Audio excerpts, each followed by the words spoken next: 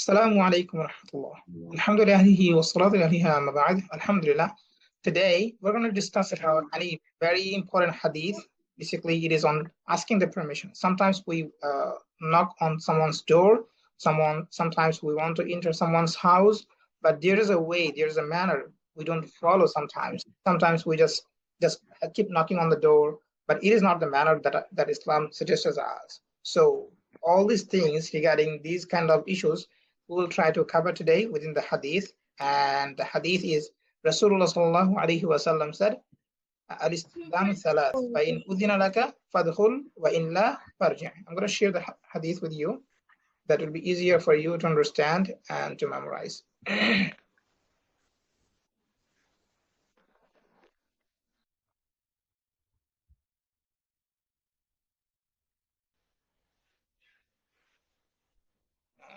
Just a minute.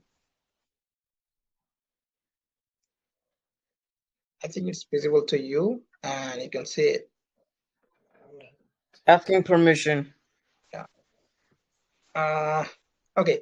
So the hadith says, Al-istidhanu thalath, fa in udhina laka fadkhul wa in la farji'. Rasulullah Hold on a second. said, ask permission 3 times. If you are allowed, enter. If not, go back. So whether it can be your friend's house or your own house, it can be your mom's room or your dad's room, wherever you are entering, like it's not your house. So you have to ask permission. Okay? So you can knock, you can say salam. What if they don't answer? What if they're not home, or what if they don't answer?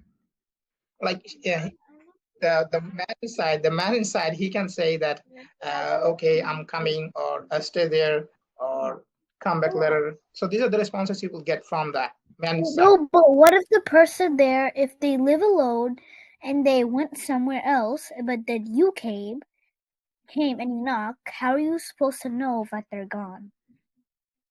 Basically, if there is none, you will not get any response. That's what I know. Right? Like you knock 3 times, but there's no response from the inside. That means there is none. Another thing is there are someone, maybe they are performing salah, maybe they are discussing anything secret, maybe they want to share with you the moment they are in. So this kind of cases can come. So in this case, you have to stay away. Okay? So there is a ayah. Allah subhanahu wa ta'ala said in the Quran in Surah Nur, he said that لا تدخلوا بيوتا غير بيوتكم حتى تستأنسوا وتسلموا على أهلها. So don't enter someone's house without asking permission or saying salam. So the first thing you can do when going to enter someone's house, you have to say salam loudly. If there is no response, you can knock on the door. If there is any calling bell or something, then in this case you have to knock on the door. And if there is no response, you can do this second time. Okay, you did it. Still there's no response. You put the same thing third time. So after doing the third time, if there is no response, that means you have to go back. Maybe sometimes they cannot hear. So that's why you did 3 times. So knocking on 3 times when they are not responding, that means there can be two things can happen. There is none. So in this case, you do 100 times, then there will be no response, right?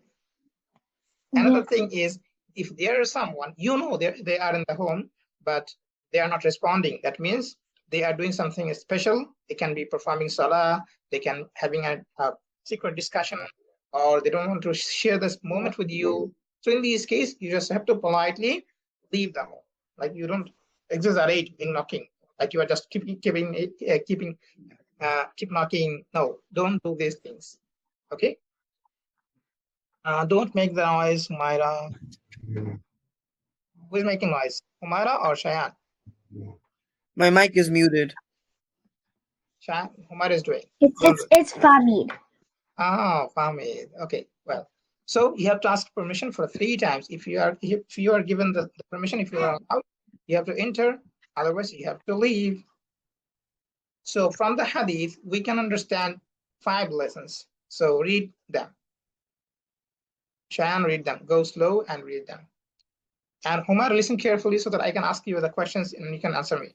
Okay, so 5 lessons from the Hadith we could learn.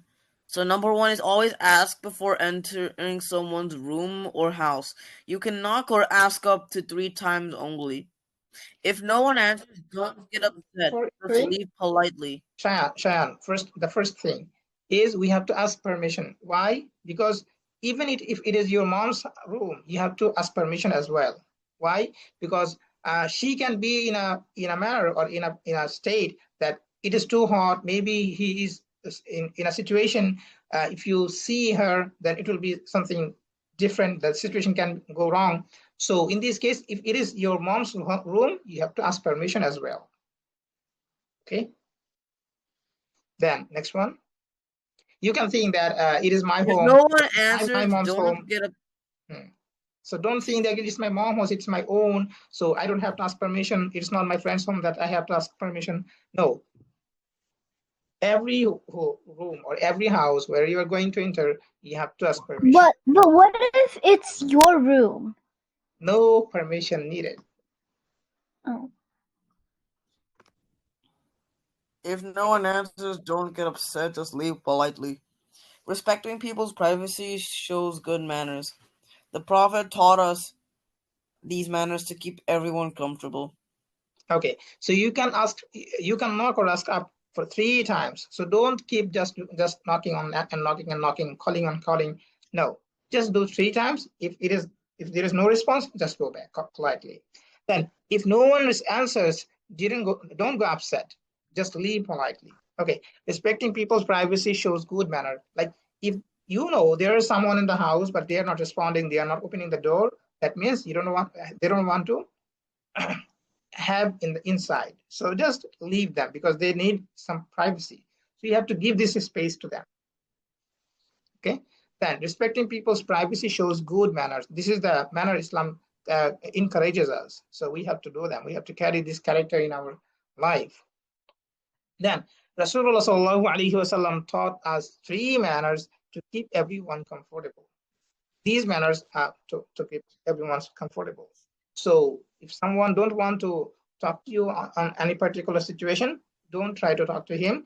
If someone wants not to have inside the room, so don't just leave there. Just leave this house. Don't stay there. So this is how you can make sure someone's privacy and comfort. Okay. Okay. Now here we can see a story, and we have to read this story. Then we have to find out the problems here and what if you were in this situation, what would you do? We have to say. So Homar is going to read this, and then we'll explain what are the things doesn't go with Islamic manners, or it doesn't go with the Hadith, with the lesson that we learned from the Hadith. Okay. Hamza at his friend's door. Hamza went to visit his friend Abdullah after school. He stood at the door and knocked once. No reply. He knocked a second time. Still no answer. He knocked a third time politely, but no one came. Hamza thought, maybe Abdullah is still inside but didn't hear me. Should I peek through the window or keep knocking?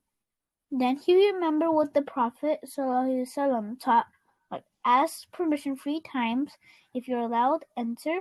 If not, go back. So Hamza quietly left without disturbing anyone. Later, Abdullah told him that they were praying and appreciated Hamza's good manners. Good manners. Okay, so did Hamza do right according to the Hadith we learned? Or yeah. he should ask one more time?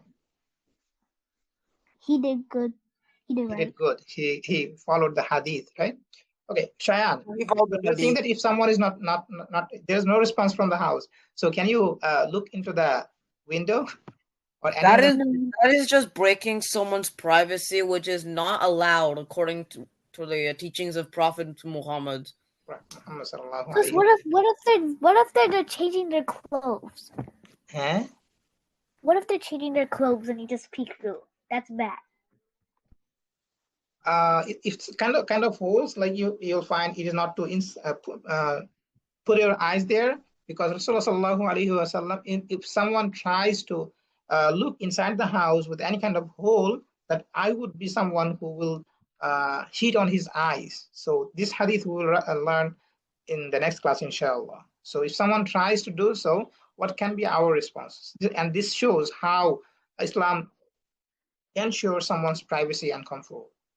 Okay, now here you can see some of the questions. So Humaira is gonna ask the question first. So how many times did Hamza knock?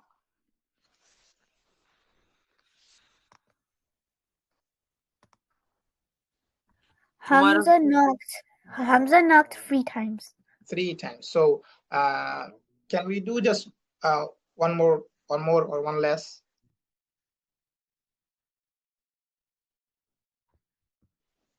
If you were in Hamza's place, then what should you do? Should you ask permission one more time, or 3 times or 4 times, or keep going just until they open the door? I do 4 times. 4 times. Why? Rasulullah sallallahu alaihi wasallam said 3 times. So we have to do 3. Yeah, but that's to make sure that they're there. Okay, 3 is enough, I think. If you do 4, then you will, when there's no response, you will try to do 5 times. So this is how you will keep going. So that's the thing. It can happen sometimes. Okay, well, so what bad manners should Hamza avoid in this situation? Chayan? Huh? What bad manners should Hamza avoid?